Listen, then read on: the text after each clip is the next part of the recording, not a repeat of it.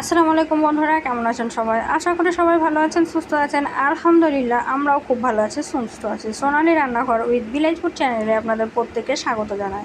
আজকে আমি আবারও একটা নতুন রেসিপি নিয়ে হাজির হয়ে গেছি। আর এই রেসিপিটা ছোটো থেকে বড় সবাই খেতে পছন্দ করে, বিশেষ করে বড়রা তো খুবই পছন্দ করে। তো আজকে না এই রেসিপিটা দেখেই বুঝতে পারছেন যে কতটা সুস্বাদু হয়েছে, আর কালারটা দেখেই বুঝতে পারছেন যে কতটা ইয়াম্মি হতে পারে। তো চলুন আমি আজকে আপনাদের সঙ্গে এই রেসিপিটাই শেয়ার করব। আর এই রেসিপিটা দেখার জন্য আপনাদেরকে প্রথম থেকে শেষ পর্যন্ত দেখতে হবে, তো স্কিপ না করেই দেখার অনুরোধ রইল। তো রেসিপিটা তৈরি করার জন্য এখানে আমি কড়াই নিয়ে নিয়েছি, আর কড়াইয়ে নিয়ে নিয়েছি আলু। এই তো একদম পাতলা পাতলা করে আলুগুলোকে কেটে নিয়েছি। আর আমি কিন্তু এখানে আলু কাটা বা মাছ বাছা কোনো কিছুই দেখাইনি, কারণ আমি ভিডিওটা খুব বেশি বড় করতে চাইনি, তাতে তোমাদেরও বোরিং লাগবে আর আমারও ভিডিওর লেন্থটা অনেকটা বেড়ে যাবে। তার জন্য কিন্তু আমি বাড়িয়ে করিনি, একদম রান্না করেই দেখিয়েছি। তো এই তো বন্ধুরা, আমি আলুটাকে হালকাভাবে ভাজার জন্য দিয়ে দিয়েছিলাম, আর দিয়ে দিয়েছিলাম কাঁচা লঙ্কা আর পেঁয়াজ দিয়ে লাল লাল করে ভেজে নেব। আলু আর পেঁয়াজ আর কাঁচা লঙ্কা একসঙ্গে লাল লাল করে ভেজে নিলে সুবিধা হয়, আলুটা তাড়াতাড়ি সিদ্ধ হয়ে যায়, কারণ বেগুন তো তাড়াতাড়ি সিদ্ধ হয়ে যায় জানো।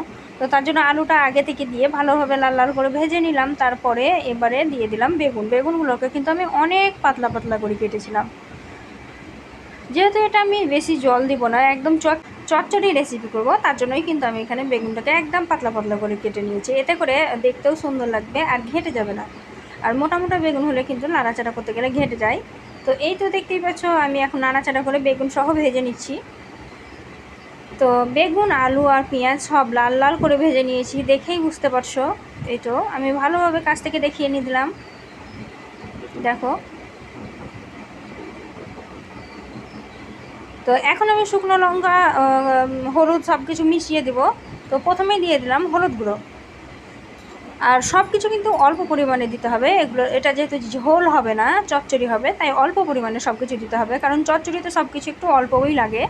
তো এই তো এখন আমি দিয়ে দিলাম জিরা ধনিয়া পাউডার। আমি সব সময় দেখবেন খুব কম মশলায় আর মানে উল্টাপাল্টা কোনো মশলা অত ব্যবহার করি না, সাধারণ ঘরে থাকা মশলা দিয়েই কিন্তু রান্না করি। তো এই তো এখন দিয়ে দিলাম স্বাদ মতো লবণ। যেহেতু আমি এখানে কাঁচা লঙ্কা দিয়েছি, তার জন্য কিন্তু আমি গুঁড়ো লঙ্কা দেইনি। যদি আপনাদের মনে হয় যে ঝাল ঝাল খেতে পছন্দ করেন তাহলে কিন্তু দিয়ে দিতে পারেন, অসুবিধা নাই। তো এই তো সব কিছু দিয়ে আমি ভালোভাবে রান্না করে নিচ্ছি। সোনালী রান্নাঘর মানেই কিন্তু সিম্পল ও সুন্দর রান্না, সুস্বাদু রান্না, তাই আপনারা একবার হলেও ট্রাই করবেন, দেখবেন সত্যিই খুব সুন্দর লাগে খেতে। আর ভিডিওটি যদি প্রথমবার দেখে থাকেন অবশ্যই একটা লাইক শেয়ার কমেন্ট করে দেবেন। আপনাদের একটা লাইক আমাদেরকে মোটিভেট করে নতুন নতুন রেসিপি তৈরি করার আগ্রহ বাড়ায়। আর নতুন বন্ধুরা তোমরা যদি ভিডিওটি দেখে থাকো তাহলে অবশ্যই সাবস্ক্রাইব করে দেবে, চ্যানেলটিকে সাবস্ক্রাইব করে পাশে থাকা বেল আইকনটিকে প্রেস করে দিলে তোমরা নিত্য নতুন ভিডিওগুলো সবার আগে পেয়ে যাবে। তো চিংড়ি মাছগুলো কিন্তু আমি আগেই ধুয়ে পরিষ্কার করে একদম ভেজে তুলে রেখেছিলাম, তারপরেই কিন্তু আমি এর ওপরে দিয়েছি। তো তোমরা কিন্তু চিংড়ি মাছটা ভেজে তারপরেই দিবে, তাহলে কিন্তু স্বাদটা আরও বেড়ে যাবে। তো এই তো আমি চিংড়ি মাছটা দিয়ে নাড়াচাড়া করে দিয়ে ভালোভাবে জল দিয়ে দিলাম। তো এখানে দেখতেই পাচ্ছ কি খুব সামান্য পরিমাণের জলটা আমি দিয়েছি, খুব বেশি জল দেইনি। এই তো অল্প পরিমাণে জল দিয়ে এখন আমি ঢাকা দিয়ে দিব, ঢাকা দিয়ে সিদ্ধ হতে দিব। তো ঢাকা দিয়ে আমি 5 মিনিট মতো রেখেছিলাম, তাতেই কিন্তু জলটা ভালোভাবে শুকিয়ে গেছে আর একদম গায়ে লাগা লাগা হয়ে গেছে, দেখো। তো এখন আমি নাড়াচাড়া করে একটু ভাজা ভাজা টাইপের করে নেব, তবেই কিন্তু চচ্চড়িটার গা থেকে সমস্ত জল চলে যাবে আর তেল ছেড়ে দেবে, তখন কিন্তু জানতে পারবে যে এগুলো সব হয়ে গেছে। আর আমার এখানে বেগুন আলু সব কিছু ভালোভাবে সিদ্ধ হয়ে গেছে।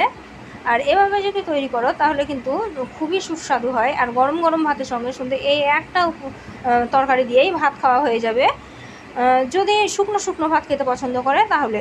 তো এই তো আমার কমপ্লিট হয়ে গেছে, আমি এখন একটা থালাতে পরিবেশন করে দেখাচ্ছি।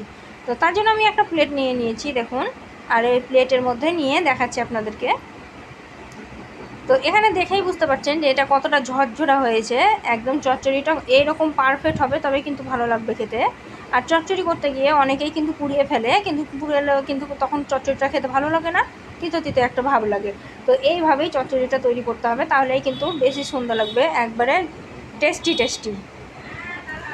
তো দেখতেই পেলেন কত সহজেই কিন্তু আমি আলু বেগুন আর চিংড়ি মাছের চচ্চড়িটা তৈরি করে নিলাম। এরকমভাবে তৈরি করলে বাচ্চারাও কিন্তু খুবই পছন্দ করে সবজিটা খেয়ে নেবে, অসুবিধা হবে না। তো বন্ধুরা একবার হলেও বাড়িতে রেসিপিটা তৈরি করে দেখো, খুবই সুস্বাদু হয়। আর যারা তৈরি করেছো তারা তো জানোই যে কতটা সুস্বাদু হয় এটা।